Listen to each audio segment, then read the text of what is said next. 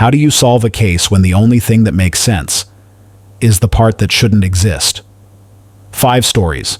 No logic. No closure. Just clues so strange, they might be the only truth left.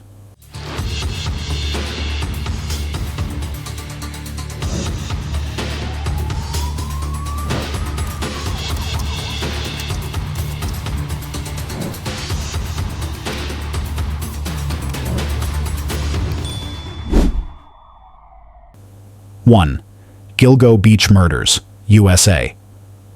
It started with a routine search, one that was never supposed to lead to what it did. In December 2010, police officers scouring the area near Gilgo Beach for a missing woman instead uncovered something far more chilling: a set of human remains, wrapped and discarded near Ocean Parkway. Within days, more bodies would be discovered. By the time winter ended, authorities had found the remains of multiple victims scattered along the coastline. The chilling question became clear: how long had someone been getting away with this?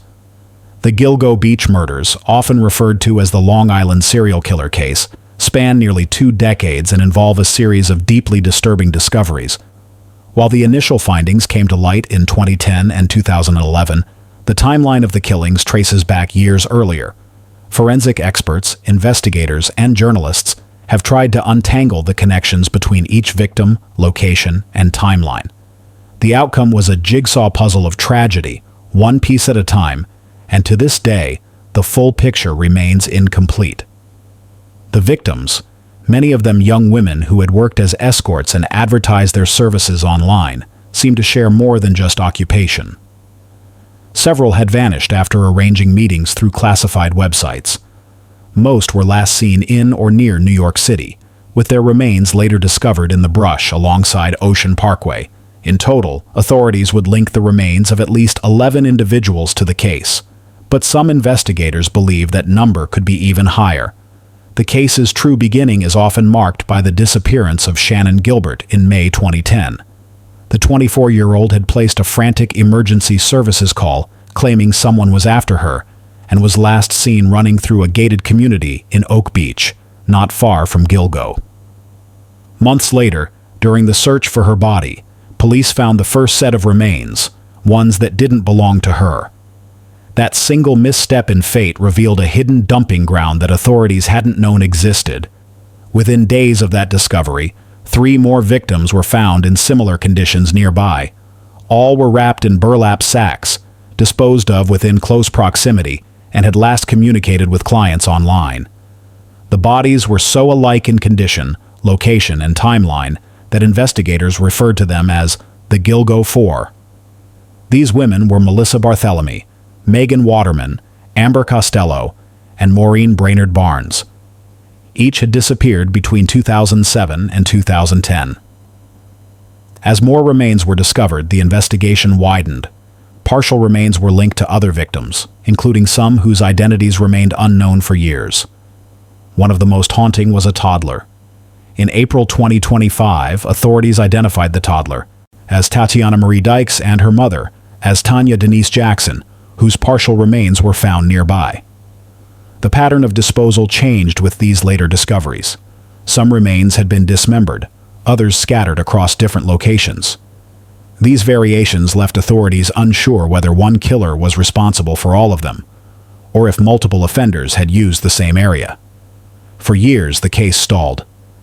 Despite an enormous task force and national attention, no arrests were made. Forensic evidence was limited, and with many of the victims working independently, digital trails often vanished before they could be traced. In the absence of hard leads, speculation turned to known serial offenders who had operated in or near Long Island during overlapping timeframes. Among those considered were Joel Rifkin, a convicted serial killer who murdered 9 women in the early 1990s.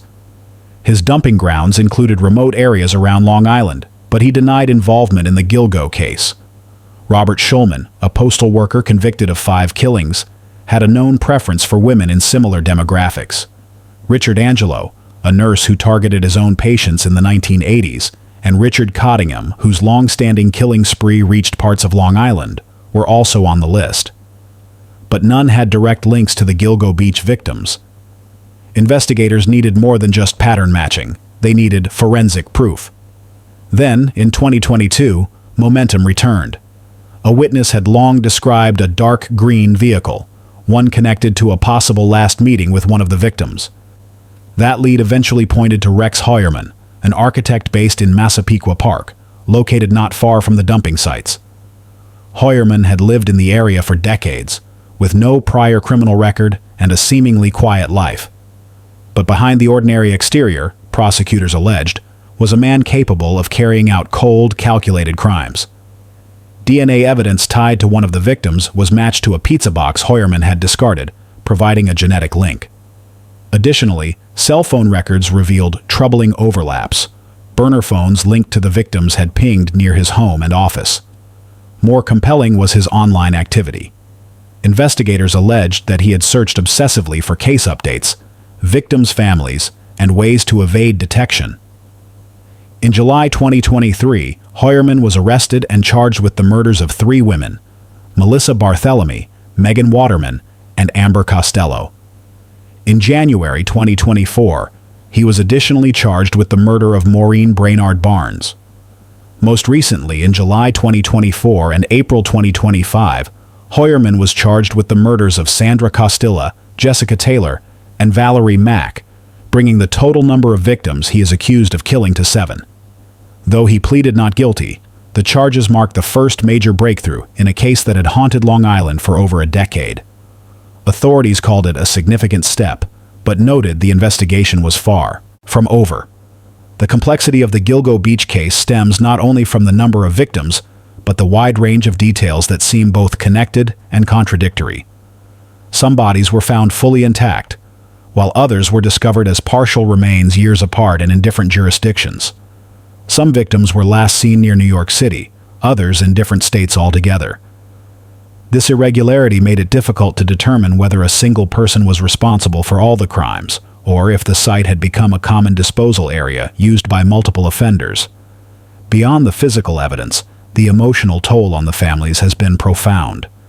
For years, loved ones of the victims endured silence, speculation, and painful delays.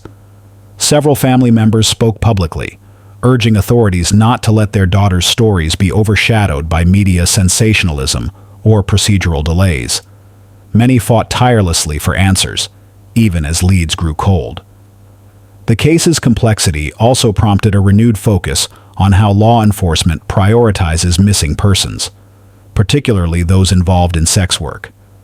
Advocacy groups criticized the slow response to some of the early disappearances, arguing that biases and lack of urgency may have delayed critical early investigations. In response, Suffolk County Police and other local departments restructured parts of their missing persons protocols and invested in improved forensic tools. Media attention surged again with renewed investigations. Documentaries and films based on the case emerged, most notably a Netflix film released in 2020 titled Lost Girls. This exposure prompted new tips and added pressure for resolution. Despite Heuermann's arrest, questions remain. Not all victims have been definitively linked to him. The remains of Shannon Gilbert, whose disappearance inadvertently uncovered the other victims, still present a mystery.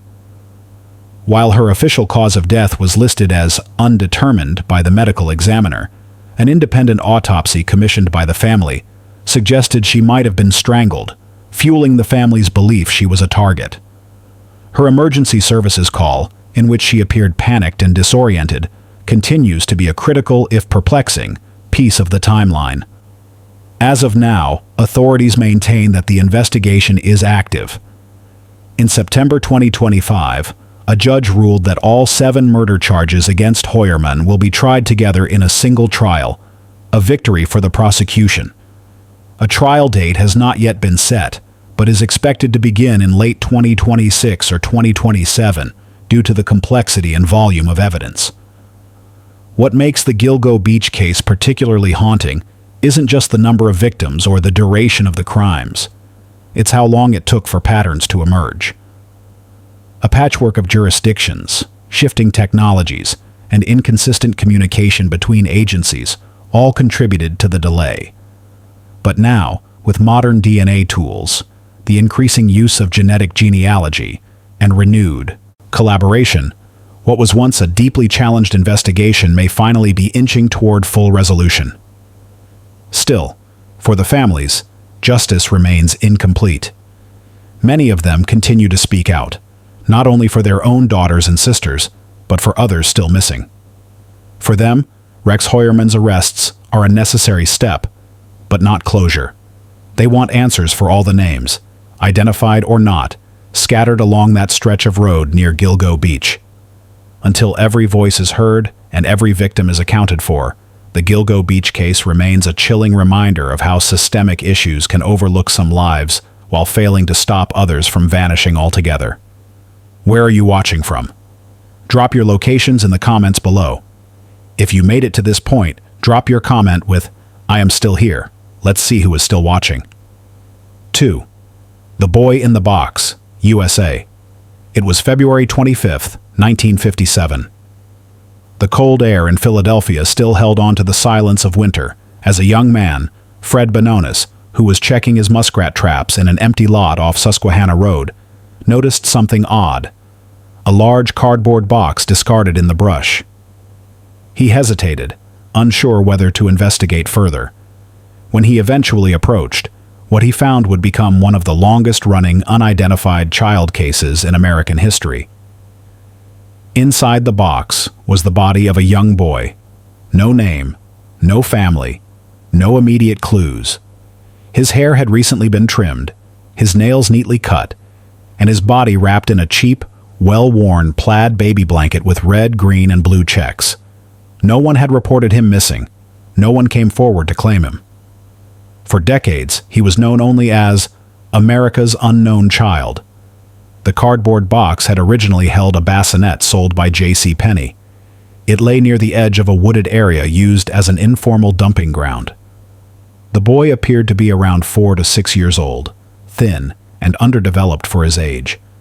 A medical examination later determined that he had experienced prolonged neglect and died from multiple blunt force injuries to his head and body. The circumstances of his death suggested deliberate concealment, but there was no clear forensic trail pointing to a suspect. He had surgical scars on his ankle, foot area, and groin, and what appeared to be a healing abrasion on his chin. These medical clues hinted that he may have once received proper medical care, yet no hospital could connect those treatments to a known missing child. News of the case spread quickly. Newspapers published the boy's sketch. Flyers were distributed across the city and beyond. Detectives visited orphanages, hospitals, and private schools. They even dressed a child-sized mannequin in clothes similar to what the boy may have worn, hoping to trigger someone's memory.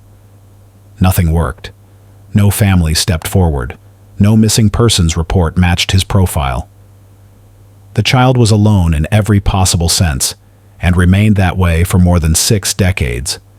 Leads poured in over the years, some stranger than others. The woman mentioned later, Martha, provided a lead in the 1980s that her mother may have been involved, keeping a boy named Jonathan in the basement, but her account was inconsistent and unverified. Another lead pointed to a foster home located just blocks away from the discovery site. A blue corduroy cap found near the box was traced back to a nearby store. The shop owner recalled selling it to a man. Separately, the same store owner remembered a well-dressed woman with a distinct garlic scent who used multiple aliases while buying children's shoes, which police investigated as a possible, but unverified, lead. Despite the intrigue, none of these accounts led to a viable suspect. The cap's purchaser was never found. The woman was never identified, and the house near the lot, though thoroughly searched, yielded no evidence to confirm any involvement. As the years passed, the story faded from public attention. Yet within the Philadelphia Police Department, the case never truly closed. Files were revisited. Evidence was preserved, and a small team of investigators remained committed to solving it. Advances in technology eventually brought renewed hope. DNA was extracted from the boy's remains and entered into national databases, but there were no immediate matches. Still, the genetic material was preserved, waiting for the right moment.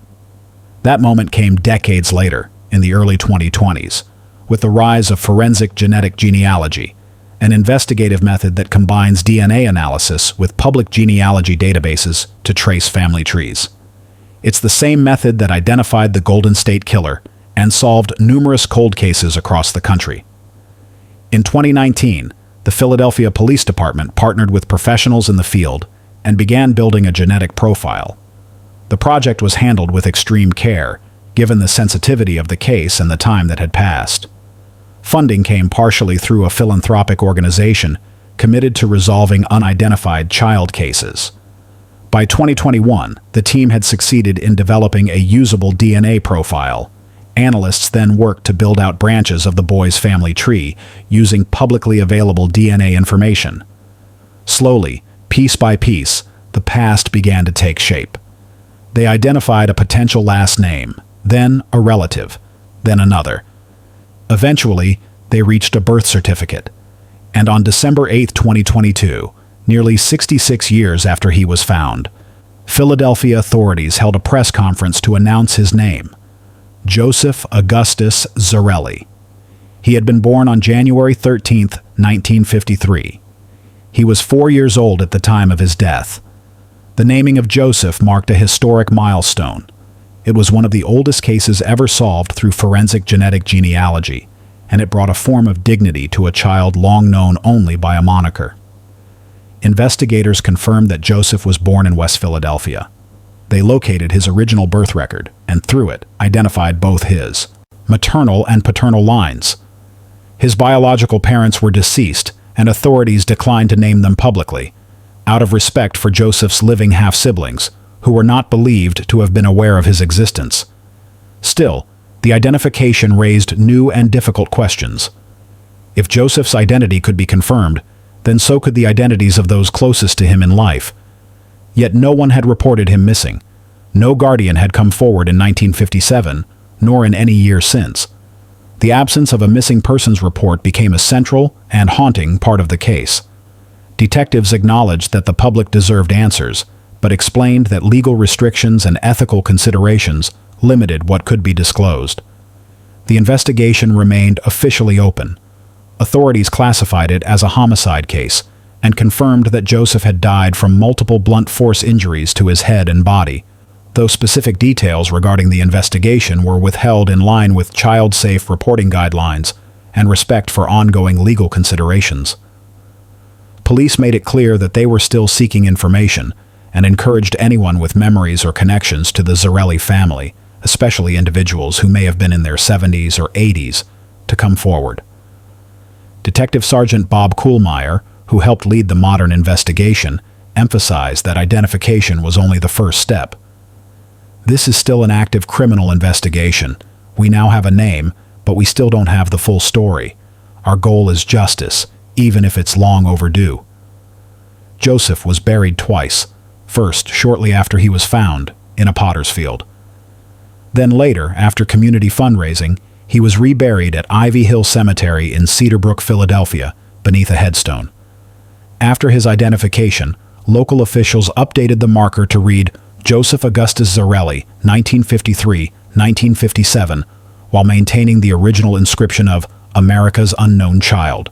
Community members placed flowers, toys, and handwritten cards by his grave, many of them addressed to Joseph for the first time. Over the decades, this case had attracted countless amateur investigators, writers, and forensic enthusiasts. While some theories were productive, others veered into speculation. One popular theory involved a woman who had told police in the 1980s that her mother had once taken in a boy who fit Joseph's description. That woman, identified in case literature only as Martha, claimed her mother had subjected the child to harsh treatment, but her account was inconsistent and could not be verified. Another line of inquiry focused on a foster home operating within a mile of the scene. Police explored this theory exhaustively, but DNA results and interviews with staff ultimately ruled it out. Over time, these alternate theories lost ground as the genealogy evidence grew stronger.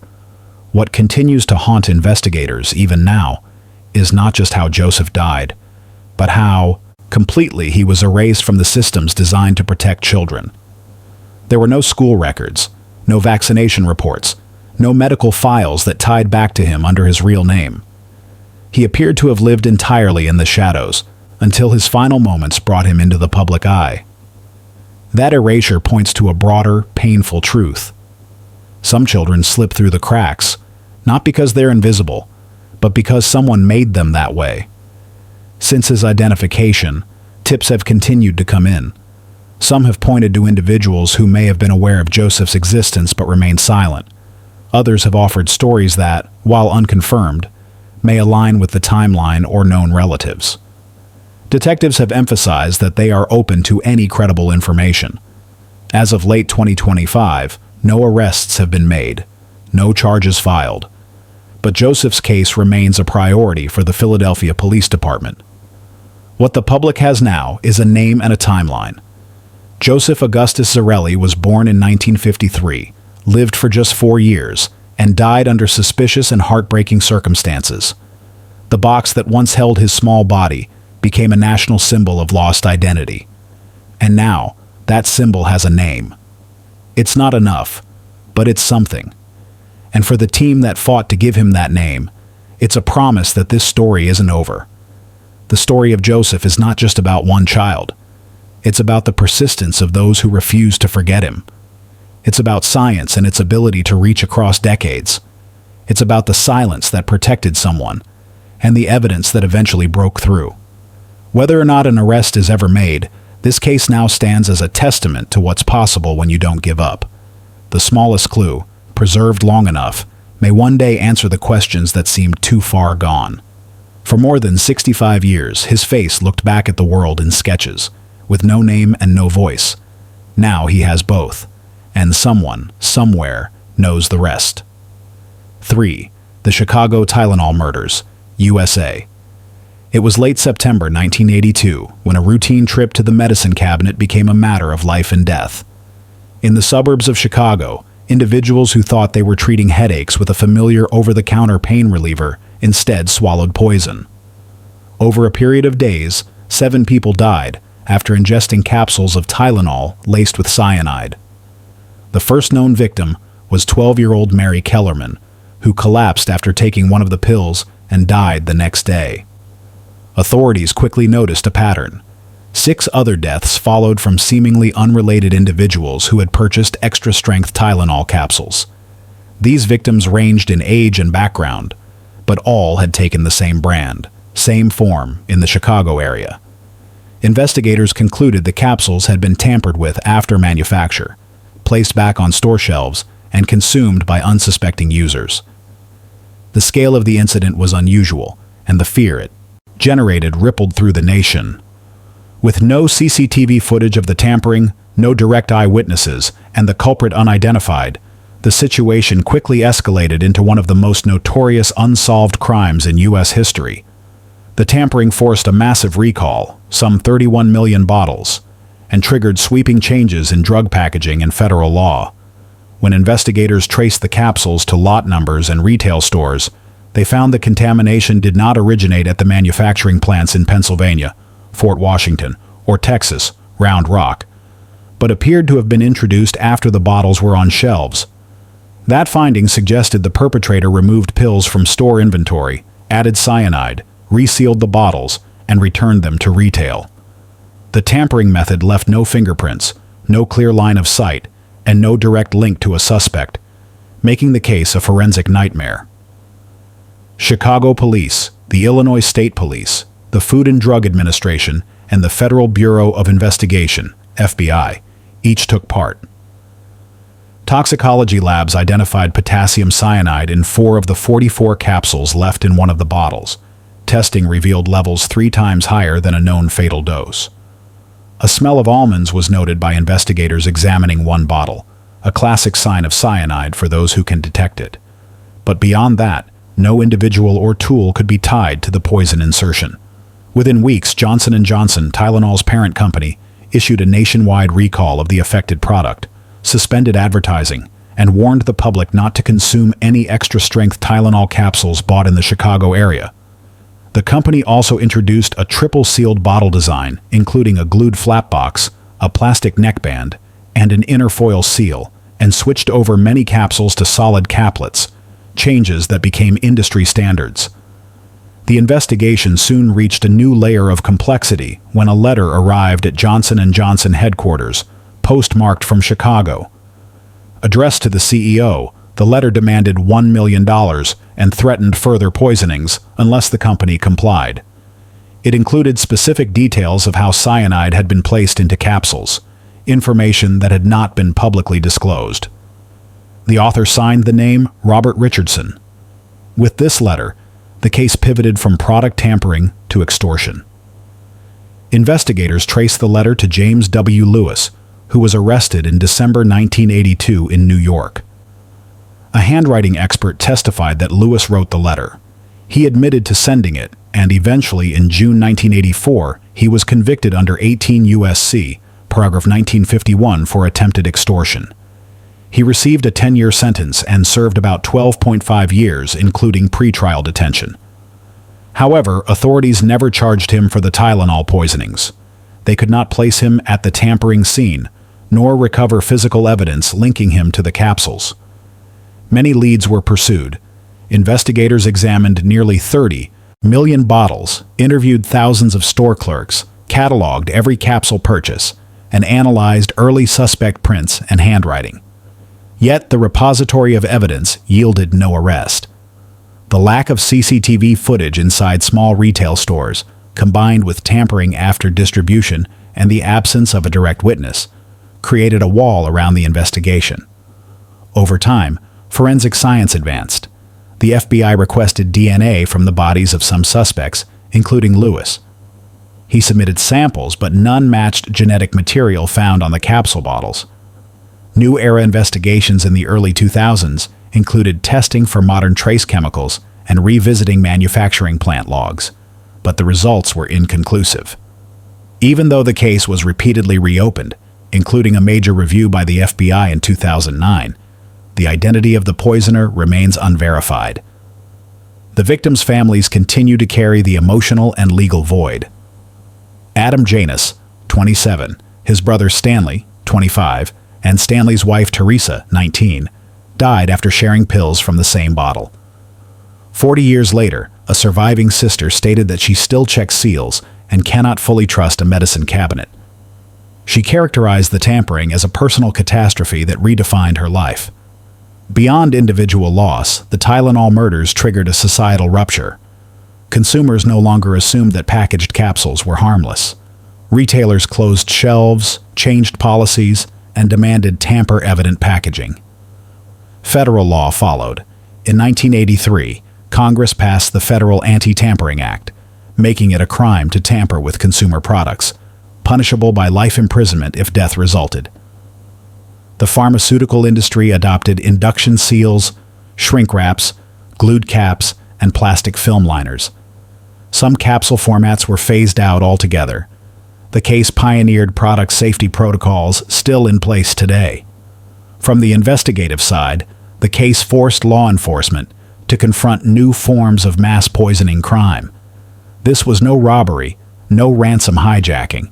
It was chemical terrorism in a suburban shopping aisle. When an investigator later said the capsule became the weapon, he meant that everyday objects are no longer safe by default. The absence of CCTV, the lack of direct witness, and the minimal forensic trail meant law enforcement had to rely heavily on circumstantial evidence and manufacturing lot tracing. In 2022, the Chicago Tribune marked 40 years since the tragedy with a renewed plea from authorities for public help. Detectives emphasized that bottles bought, consumed, or discarded near the Chicago area might still hold untested evidence. Authorities now leverage mass spectrum chemical residue testing, revisit receipts, and examine early store sensor logs, technologies unavailable in 1982. They treat the case as open and priority remains high. The poisonings claimed 7 lives. Dozens more were affected either directly or through fear alone. For weeks, the Chicago area lived in paranoia. Citizens threw away medicine bottles, parents supervised pill use, and the phrase, "What's inside the capsule?" entered everyday conversation. One health department memo referred to the event as domestic chemical sabotage. As of today, November 2025, no one has been convicted for the tampering deaths. The last confirmed death occurred in early October 1982, and no new deaths have been definitively linked to the original series of poisonings, although several copycat attacks surfaced in the years that followed. In one instance, gelatin capsules in Washington state were later linked to another tampering case, the Stella Nickel case, but separate investigations resolved those differently. The Chicago Tylenol case stands apart because the precise method, perpetrator, and motive remain elusive. For the corporate, this moment changed everything. Johnson & Johnson's rapid recall of 31 million bottles and national alert earned industry-wide praise. Their CEO publicly said, "We have a contract with the public. Our first responsibility is to the people who use our products, and that has to come before profit."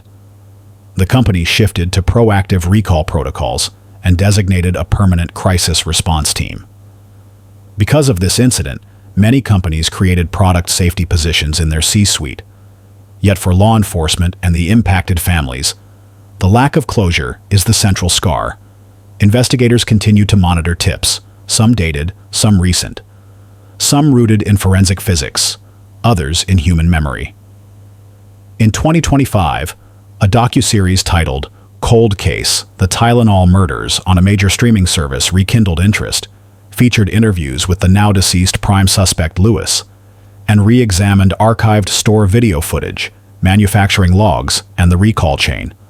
That renewed public focus has brought no definitive break, but it has reminded the world that the case remains open.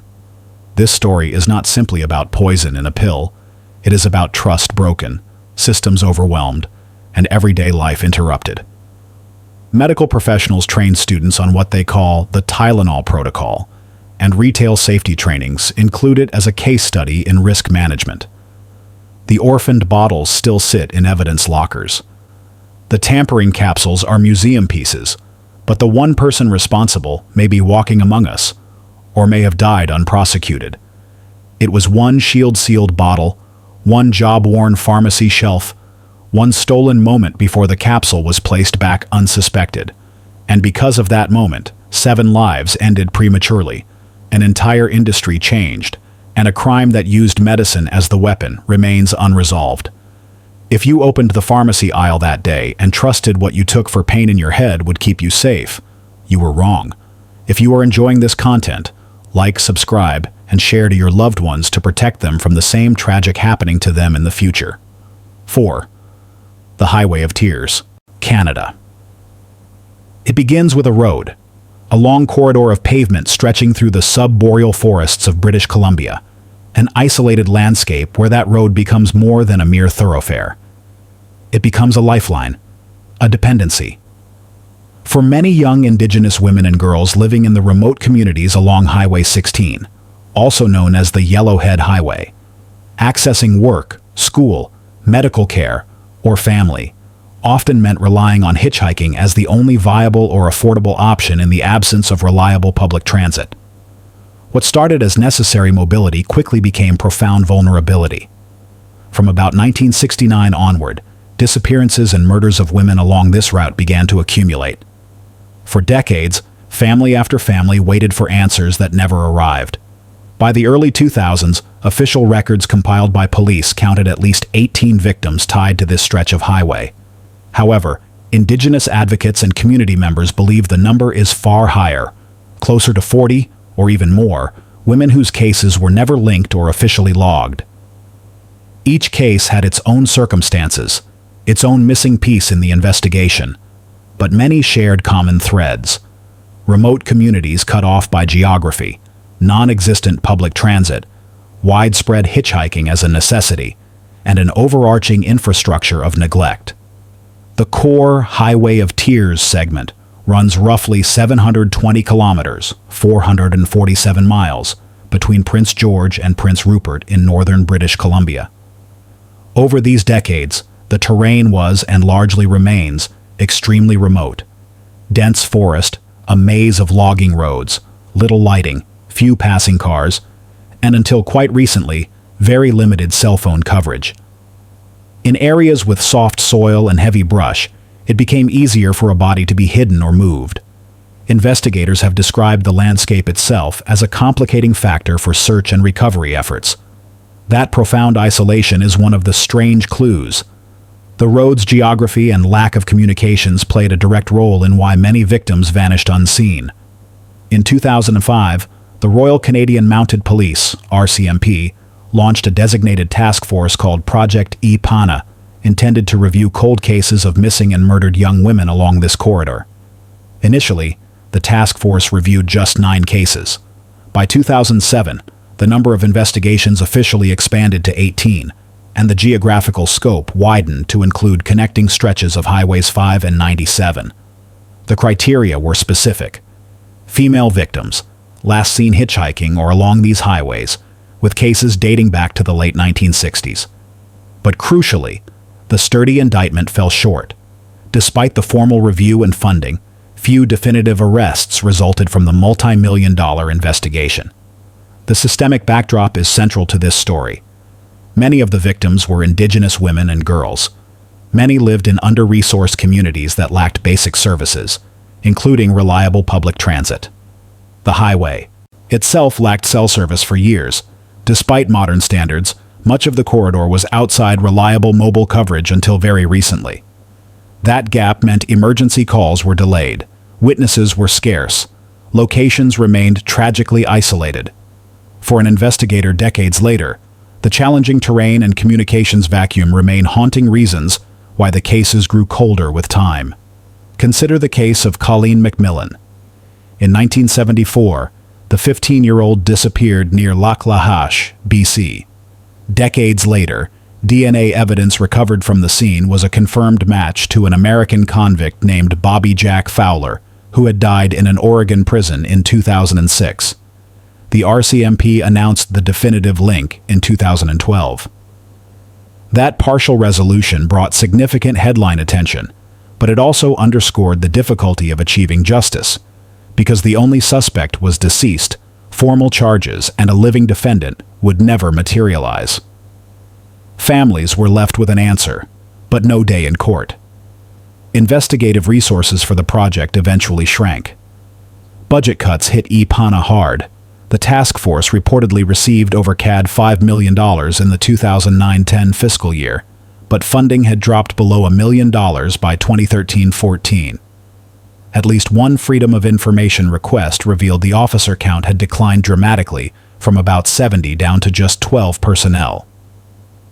Researchers and community advocates point to these cuts while highlighting institutional failures: delayed police response times, lost or mishandled files, poor interagency coordination, and deeply embedded racial bias in how the cases of Indigenous victims were treated compared to non-Indigenous women. The terrain remains one of the strangest clues in this saga. Soft soil and dense brush allow remains to decompose and disappear without trace.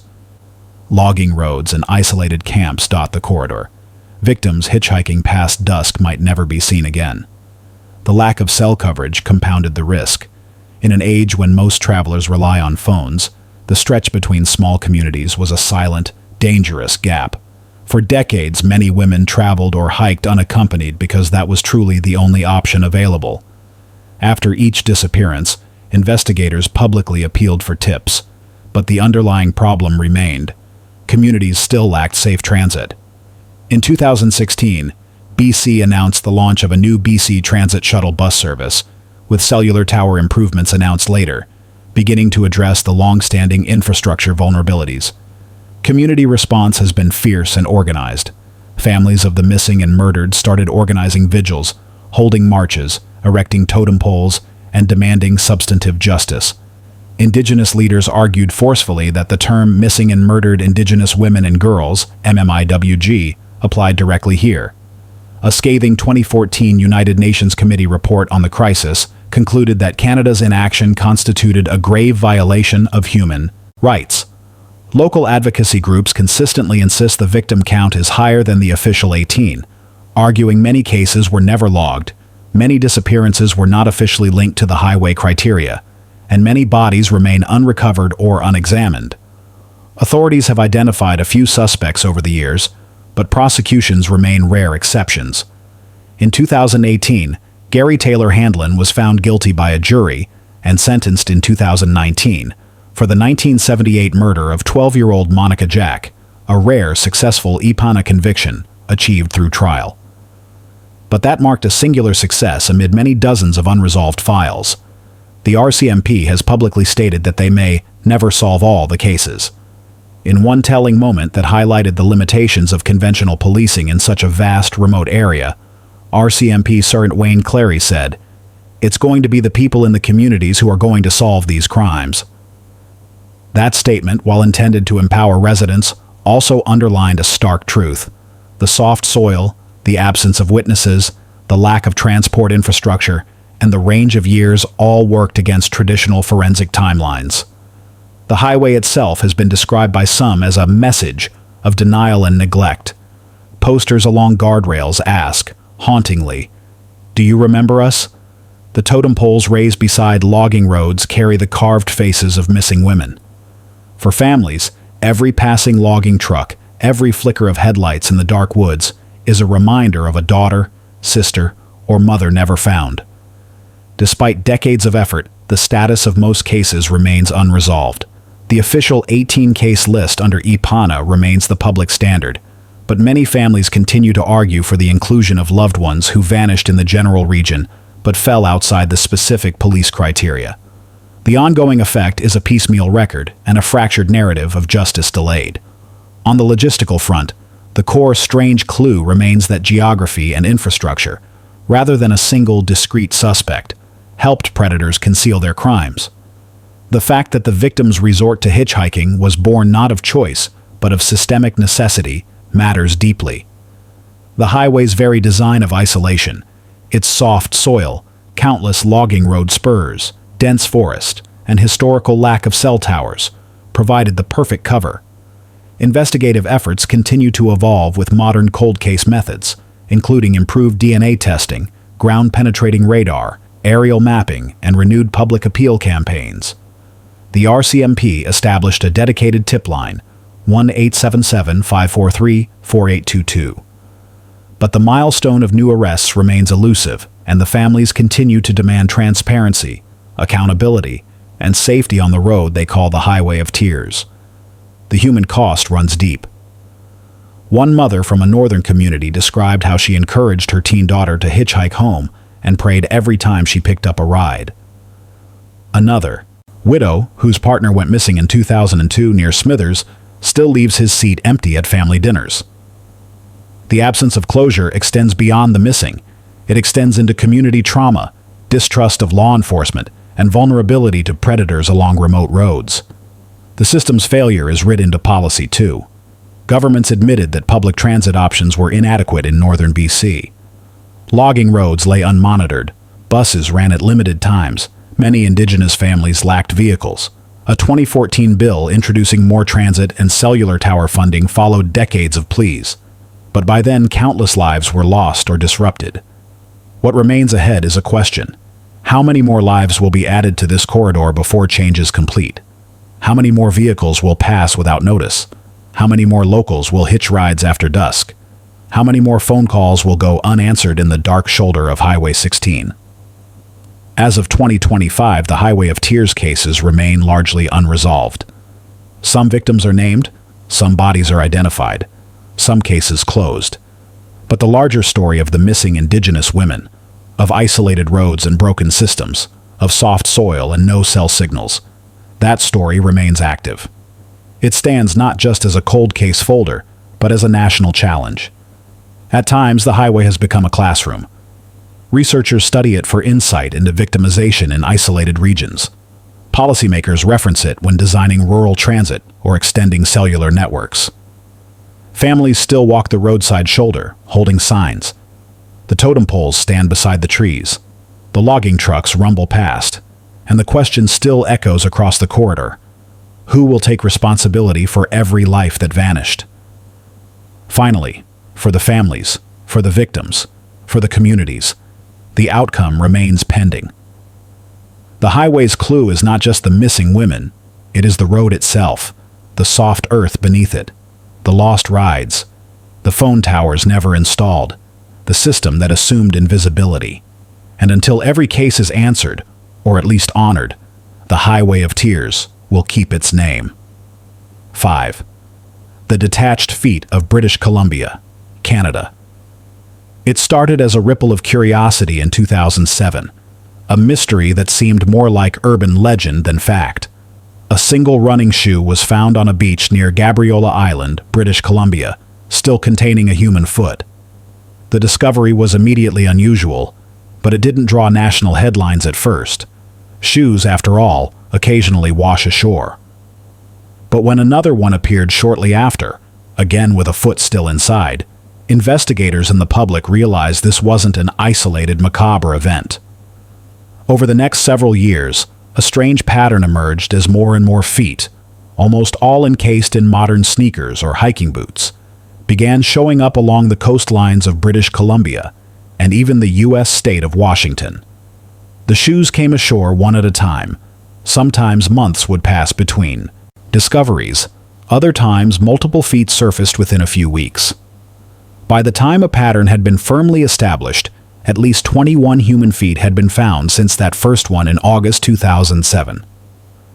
The finds were mostly concentrated along beaches and tidal zones in southern BC, especially near the Strait of Georgia, but a handful showed up on the shores of Puget Sound. Despite differences in exact location and timing, the finds all shared one uncanny detail. The feet were still in sneakers, and that detail, strange as it seemed, would eventually become the key to solving the mystery. Each time a new foot appeared, law enforcement and forensic teams conducted thorough examinations. In most cases, the remains were remarkably well preserved, far more so than might be expected from long exposure to water. This unusual preservation was due in large part to the design of modern footwear.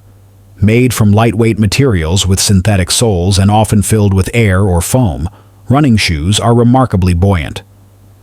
When a body is submerged in water, decomposition naturally causes it to come apart at the joints, with the ankle being particularly susceptible. If the foot is enclosed in a sneaker, the shoe effectively acts as a flotation device, carrying the foot to the surface, and sometimes even across long distances, aided by powerful ocean currents. The forensics revealed no signs of violent injury on the feet that were recoverable. There was no evidence of deliberate trauma or forced removal, as confirmed by forensic anthropologists examining the bone ends. In every case that could be matched to a known missing person, investigators found that the individual had either died in a water-related accident or had been reported missing under circumstances consistent with a fall, drowning, or in some cases, expressions of emotional distress prior to their disappearance. While those facts helped bring closure to the families involved, they didn't stop the public fascination with the phenomenon. Many still struggled to accept that so many detached human feet could appear within such a relatively small geographic region without some deeper or darker cause. The media, both local and international, picked up the story with intense interest. News outlets highlighted the seemingly macabre trend, and some headlines leaned toward the dramatic. It wasn't long before theories began circulating online and in communities up and down the coast. Some speculated about a serial offender who only left behind feet to taunt investigators. Others suggested the remains were from victims of organized crime or clandestine trafficking. A few even floated paranormal explanations, pointing to the consistency of the finds and their apparent disregard for normal investigative logic. But through it all, investigators remained grounded in the science. Oceanographers explained how the unique tidal systems and currents in the Salish Sea could easily move a floating object, like a sneaker-encased foot, from one location to another over the course of days or weeks. Medical examiners emphasized the natural process of decomposition and how highly oxygenated cold water accelerates soft tissue breakdown, while the shoe preserves the foot from marine scavengers. And forensic pathologists used DNA analysis and missing persons reports to methodically match the remains to individuals, offering evidence-based conclusions in the face of public speculation. One of the earliest identifications brought some of the first clarity to the mystery.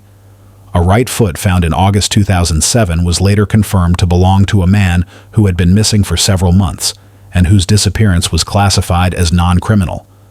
Other identifications followed suit. In 2008, 2 feet found on different beaches were matched to the same individual. This confirmed a scientific hypothesis that ocean currents could carry remains to very different locations. As forensic capabilities improved, DNA profiles helped law enforcement identify the majority of the discovered feet.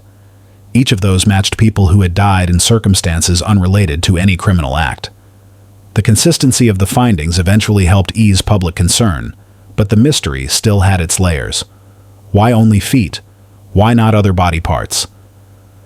The answer, investigators explained, lies in the biology of joint decomposition. The ankle is a relatively weak joint and naturally separates from the leg more quickly than other body parts when submerged. When that part of the body is enclosed in a sneaker, especially modern models designed for flotation with air or foam components, it becomes protected from marine life and decay. The enclosed shoe then floats independently, preserving the foot for days or weeks until it reaches the shore. Even so, not all of the feet could be linked to specific individuals. 5 remain unidentified, despite modern DNA databases and extensive cross-referencing with regional missing persons lists. These unresolved cases still carry a degree of mystery, and they continue to prompt questions about whether all of the deaths were truly non-criminal. Investigators, however, emphasize that they have found no consistent indicators of foul play, such as tool marks or trauma, on any of the bones. There are no commonalities between victims in terms of age, background, gender, or location of disappearance. The only link is the location of recovery, along the shoreline, and the presence of sneakers. By 2016, more than a dozen feet had been discovered. That number has since grown to at least 21 as of the most recent public reports, covering both BC and Washington state. Some of the shoes have been newer models, suggesting more recent incidents, while others were older, indicating long durations in the water. The recoveries have also shown seasonal patterns, with more shoes found during warmer months when tidal activity and water levels increase. These observations have further supported the natural explanation. The region's geography plays a role as well. British Columbia's coastal waters, especially the Salish Sea, are filled with coves, inlets, and narrow channels that trap and concentrate floating debris. That includes plastic items, logs, seaweed, and unfortunately, sneaker-wrapped remains. Despite the scientific clarity, the phenomenon still sparks public intrigue. Documentaries have explored the mystery, online forums continue to dissect each new case, and fictional stories have drawn inspiration from the strange finds. It's a classic example of how human imagination often runs ahead of forensic science. People are drawn to the unexplained, especially when it involves recurring real-world elements that appear to defy logic. But in this case, investigators are confident in their conclusions. The detached feet, they say, are a result of tragic but explainable circumstances. Cases of missing individuals lost to water, whose remains were shaped by biology, physics, and the design of their shoes.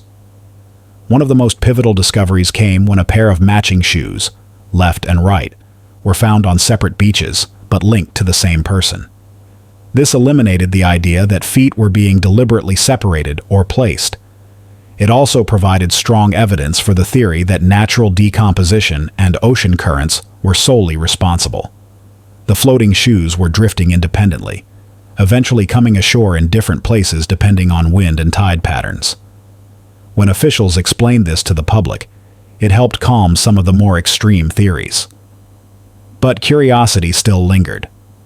Police departments in British Columbia and Washington maintain open communication lines for ongoing or future discoveries. Each new find is cross-checked with recent and historic missing persons reports.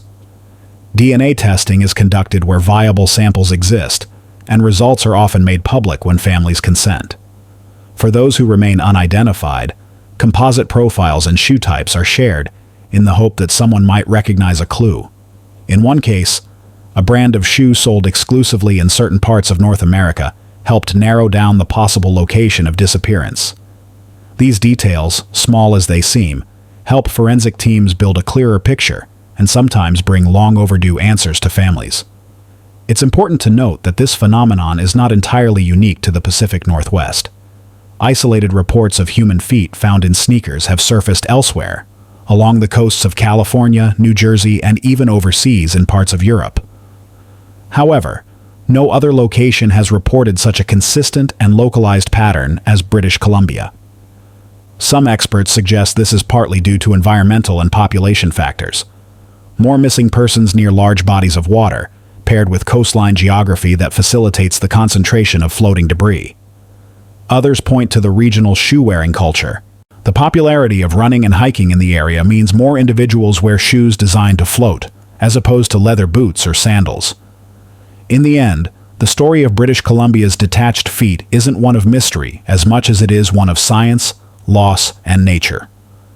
Forensic pathology, oceanography, DNA technology, and shoe design all converge to answer a question that captivated the world for years. What was once considered eerie or unexplained has now become a case study in how the natural world processes tragedy, and how human ingenuity can help us understand the outcomes. Still, for the families who lost loved ones, the floating shoes served as final clues in stories that had no resolution for years. A sneaker on a beach became a symbol of closure. Thank you for your incredible support. This channel thrives because of viewers like you. Which story do you want to be covered?